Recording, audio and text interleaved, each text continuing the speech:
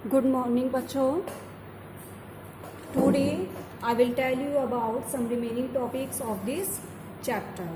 And in previous video we have discussed about some great emperor, great Mughal emperor like Babar, Humayun, Akbar. मैंने आपको पहली video में इसकी जो प्रीवियस वीडियो आपको सेंड की थी उसमें अकबर के बारे में बता चुकी हूँ. ठीक है, तो अकबर के बारे में आपको मैंने बताया था कि he is one of the greatest person and Akbar had a passionate interest in books. Akbar को बुक्स में भी बहुत ज़्यादा इंटरेस्ट था. वो अपने पीरियड के क्या हैं, वो ग्रेटेस्ट एम्परर रहे हैं. समझ में आया. अब इसके बाद अब इस वीडियो में हम क्या पढ़ेंगे, अकबर से आगे के जितने भी हमारे एम्परर हैं. जैसे हमारे जहांगीर, ये हमारे जो मुगल एम्परर हैं जहांगीर, ये अकबर के कौन थे, बेटे थे इनका. जैसे after the death of Akbar की डेथ के बाद his eldest son Salim ascended the throne in 1605 AD at the age of 36 year. तो ये जो जहांगीर हैं ये अकबर के सबसे बड़े बेटे हैं सलीम. ठीक है, तो इनको और किस नाम से जाना जाता है, Mirza Nuruddin bin Mohammad Khan Salim, known by his imperial name Jahangir. इनका इंपीरियल नेम जहांगीर था और ये मिर्जा नूरुद्दीन बिन मोहम्मद खान सलीम के नाम से जाने जाते हैं. ठीक है, और इन्होंने पूरे वर्ल्ड को जीतने की भी बहुत कोशिश की और इन्होंने काफ़ी सारे स्टेट्स भी अपने कंट्रोल में कर लिए थे. और इनका आप जान सकते हैं इनका जो रूल है, इनका जो रीजन रहा वो कब से कब तक रहा, 1605 अंटिल हिज डेथ इज 1627. समझ में आया. इसके बाद इनका रियल नेम क्या था, Mohammad Sultan Salim. He took the title Nuruddin Jahangir. इनको नूरुद्दीन जहांगीर का टाइटल भी दिया गया. He was well educated, fond of literature and paintings. वो बहुत ज्यादा पढ़े लिखे थे, लिटरेचर का और पेंटिंग्स का उनको बहुत शौक था. He cared about the welfare of his subjects, और वो हमेशा अपनी प्रजा के कल्याण की बातें करते थे. ठीक है,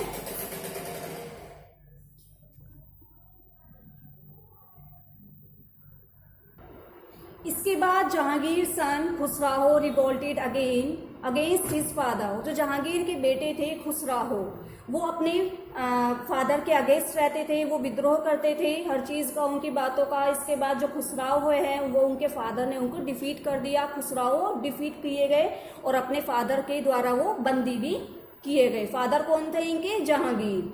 और जो जितने भी खुसराहो के जितने भी फॉलोअर्स थे सबकी डेथ कर दी उन्होंने. इसके बाद Sikh guru Arjun who had supported the prince Khusrau, जो सिख गुरु थे अर्जुन, जिन्होंने खुसराहो को सपोर्ट किया था हर बात के लिए, तो जहांगीर ने उनको भी काफी हैवी फाइन किया, उनको भी इम्प्रिजन कर दिया, उनको भी बंदी बना लिया. इसके बाद जहांगीर ने 1613 मार्च अगेंस्ट राणा अमर सिंह.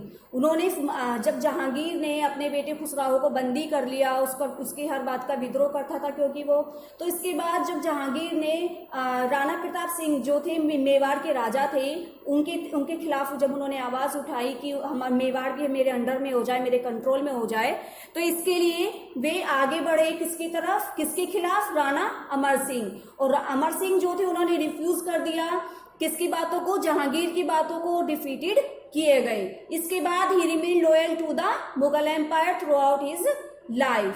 और जो जहांगीर थे वो अपने मुगल एम्पायर के जितनी भी लाइफ उन्होंने जी, अपनी पूरी लाइफ में वो अपने मुगल एम्पायर के प्रति क्या रहे, बहुत लॉयल रहे, ऑनेस्ट रहे. इसके बाद Jahangir also conquered आंग्रा, Awadh and Bengal. उन्होंने इन सभी प्रांतों को भी अपने अपने कंट्रोल में किया, इन सब पर विजय प्राप्त की उन्होंने. समझ में आया. उनके जितने भी विजयी हैं, जितने भी उनके अभियान थे, वो सभी कांगड़ा, अवध, बंगाल, इन सब पे भी उन्होंने विजय हासिल की. इसके बाद हम बात करते हैं नूरजहां कौन थी, जहांगीर की बेगम. वो इनसे बहुत ज्यादा लव करते थे और उनका रियल नेम क्या था, महरूब निसा. क्या था इनका name, Mehrun Nisa. And her first marriage was with a governor of Bardhaman. इनकी फर्स्ट मैरिज किसी और के साथ हुई थी लेकिन उनकी डेथ हो गई. इसके बाद इनकी जो मैरी हुई वो किसके साथ हुई, जहांगीर के साथ।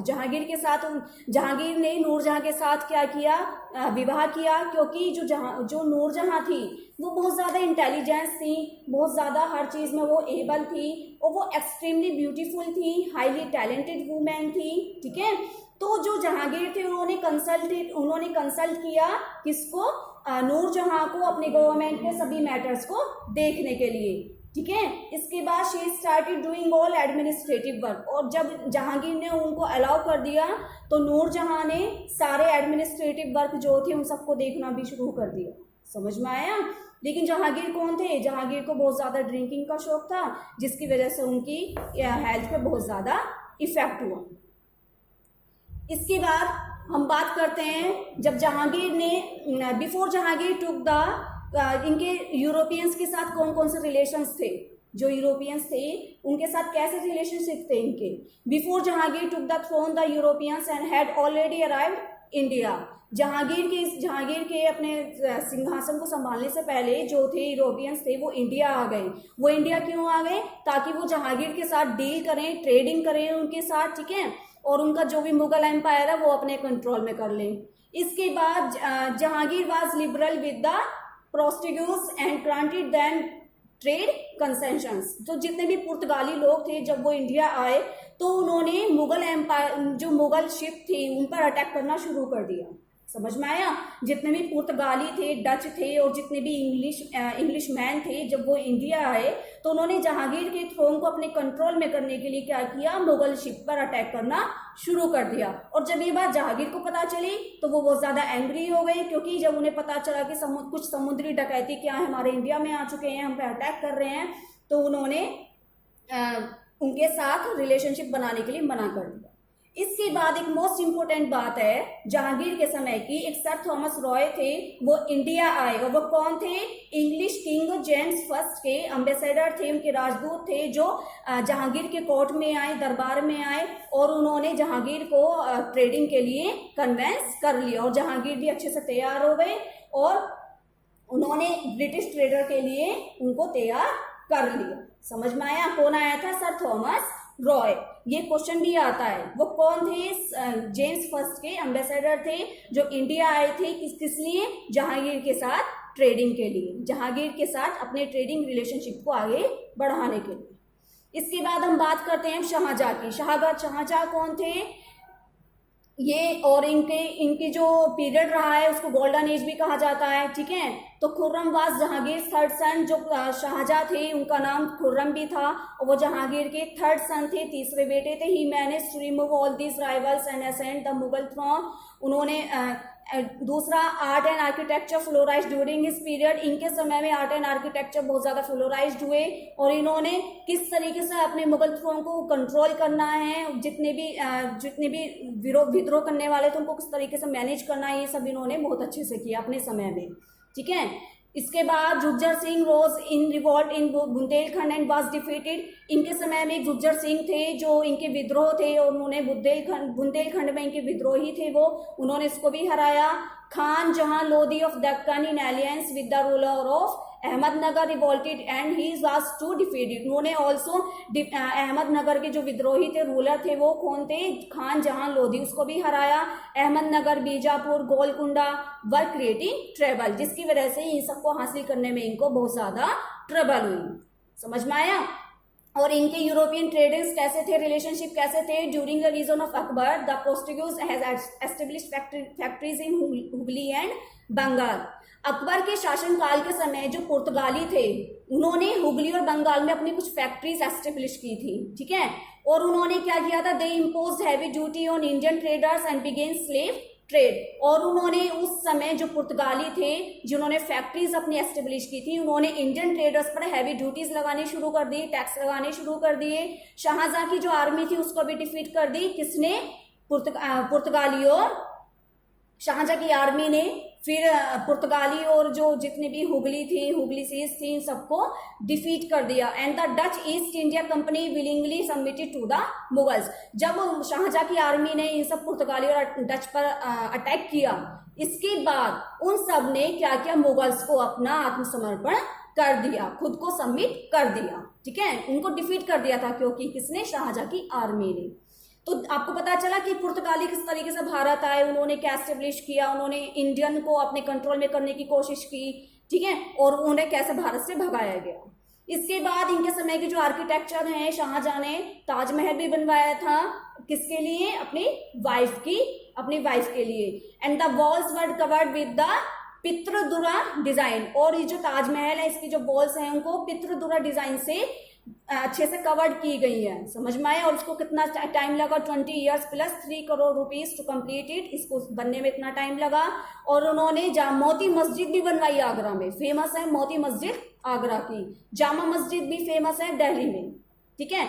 अब हम बात करते हैं मिनिएचर्स ऑफ मुगल्स। मुगल्स के समय की मिनिएचर्स कैसे थे, कैसे कैसे बनते थे, समझ में आया। जो लघु चित्र होते थे, मिनिएचर्स मीन्स लघु चित्र, तो जो मिनिएचर्स थे बहुत छोटे साइज के होते थे वो वाटर कलर के थ्रू बनाए जाते थे, क्लॉथ पर या फिर पेपर पर। और जो मिनिएचर्स पेंटिंग्स थी वो पेपर पर, ivory panels, wooden tables, leather, marble, cloth and what, इन सब पर भी बनाई जाती थी मिनिएचर्स पेंटिंग्स। इसके बाद some special miniatures paintings include illustrated manuscript of Jains, Buddhist, flowering of the Mughals, Rajput and Deccan miniatures. ऐसा नहीं है कि खाली मुगल्स की ही मिनिएचर्स पेंटिंग्स बनाई जाती थी, इसमें राजपूत की भी होती थी, जैन, बुद्धिस्ट, इन सब की भी मिनिएचर्स पेंटिंग्स बनाई जाती थी। दूसरा इनका जो सबसे बड़ा डिफरेंस है मुगल्स की मिनिएचर्स में और राजपूत की मिनिएचर्स में क्या होता था, तो इन राजपूत के एंड मुगल मिनिएचर्स पेंटिंग्स में क्या यूज होते थे, कलर्स यूज होते थे, लेकिन ये कलर अलग अलग यूज किया करते थे। कलर कैसे थे, जो मुगल्स के यूज स्कूल थे वो कलर कैसे म्यूटेड कलर यूज किया करते थे, ठीक है, जो शैडो को इंडिकेट करता है, जो डेप्थ को इंडिकेट करता था। लेकिन जो राजस्थानी स्कूल थे वो बोल्ड कलर यूज किया करते थे, कुछ ब्राइटनेस वाले, ठीक है, जिनसे कुछ अच्छे से जो बहुत ज्यादा अट्रैक्टिव होते थे, बहुत ब्यूटीफुल होते थे, तो ये इनका डिफरेंस था बहुत। इसके बाद अब औरंगजेब आलमगीर। अब हम बात करते हैं औरंगजेब की। औरंगजेब कौन थे, Aurangzeb proclaimed himself as the emperor of India, समझ में आया। औरंगजेब शाहजहां के बेटे थे, और इसके बाद इनको औरंगजेब आलमगीर के नाम से जाना जाता था। इनका जन्म आप देख सकते हैं 3 नवंबर 1618 और इनकी मृत्यु, और ये 6th मुगल एम्परर रह चुके हैं, ruled over most of the Indian सब कंटिनेंट। ये भारतीय उपमहाद्वीप के ज्यादातर पार्ट पर ये अपना शासन कर चुके हैं, और इनका जो रीजन था वो लगभग 49 ईयर्स का रहा है, इनका जो शासनकाल रहा है, समझ में आया। He was the 3rd son and 6th child of Shahjahan and Mumtaz Mahal. His father was a governor of Gujarat at that time. इनके जो फादर थे उस समय के वो गुजरात के गवर्नर रहे हैं। इसके बाद ऑन 26 फरवरी 1628 में शाहजहां ने अपने आप को ऑफिशियल मुगल एम्परर भी घोषित कर दिया। Aurangzeb return to the live with his parents at Agra Fort. ये आगरा फोर्ट में रहते थे अपने पेरेंट्स के साथ, ओके। और इनकी जो एजुकेशन है वो अरेबिक और फारसियन में हुई है। इसके बाद इनकी पर्सनैलिटी आप देख सकते हैं, बहुत ज्यादा फार साइटेडनेस थे, ग्रेट स्कॉलर्स थे, और अरेबिक और हिंदी लैंग्वेजेस भी जानते थे, ये सब आप बहुत। इसके बाद कंट्रीब्यूशन पढ़ेंगे हम इस्लाम के, इनके अपने रिलीजन के प्रति क्या क्या कंट्रीब्यूशन रहा है। One of the Aurangzeb's main goal want to bring true Islamic governance to the Mughal empire. जो औरंगजेब का मेन गोल था वो क्या था, अपने रिलीजन को पूरे अच्छे से सबको फॉलो करवाना और ट्रू इस्लामिक गवर्नेंस एस्टेब्लिश करना मुगल एम्पायर में। इसके बाद जो जलालुद्दीन मोहम्मद अकबर थे, और इन्होंने Islamic law of empire correctly, इन्होंने अपने लोग अपने इस्लाम को फॉलो करने के लिए अच्छे कुछ सही रूल्स भी बनाए, और इन सब ने एक साथ मिलकर अपने इस्लाम को आगे बढ़ाया, समझ में आया। इसके बाद जो मुगल एम्पायर है वो क्यों बहुत ज्यादा डिक्लाइन हो गया बहुत जल्दी, उसके क्या क्या रीजंस थे, इसके रीजंस आप देख सकते हैं। इसका जो मेन रीजन है वो औरंगजेब की ही वीकनेस रही है। Aurangzeb religious intolerance, Aurangzeb Deccan disasters, Aurangzeb weak successors, unite economy रही, फॉरेन इन्वेशंस रहे, the rise of new power. तो ये सारे मेन रीजंस थे जिसकी वजह से मुगल एम्पायर बहुत जल्दी खत्म हो गया, ठीक है। जैसे औरंगजेब की जो रिलीजियस इंटॉलरेंस थी वो क्या थी, जो औरंगजेब की religious policy of destruction of Hindu temples and imposition of jizya annoyed various sections such as the Hindus, Rajput, Jat, Sikh and Satna.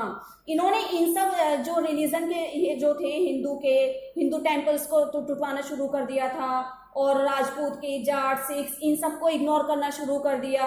ठीक है, तो इनकी रिलीजियस पॉलिसी जो थी वो बहुत ज्यादा असहनीय हो गई थी, इन्होंने बहुत ज्यादा अत्याचार करना शुरू कर दिया था।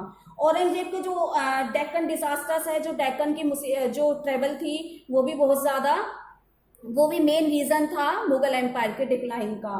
और जो औरंगजेब के जितने भी सक्सेसर्स थे वो क्या थे, वो अपने मुगल एम्पायर के प्रति लॉयल नहीं थे, वो एक लग्जरी लाइफ जीना चाहते थे, वो किसी फाइनेंशियल एडमिनिस्ट्रेशन वर्क में पार्टिसिपेट नहीं करते थे। ठीक है, उनको कोई परवाह नहीं थी अपने एम्पायर की, तो इसलिए भी बहुत ज्यादा one of the most important reason रहा है मुगल एम्पायर के डिक्लाइन का।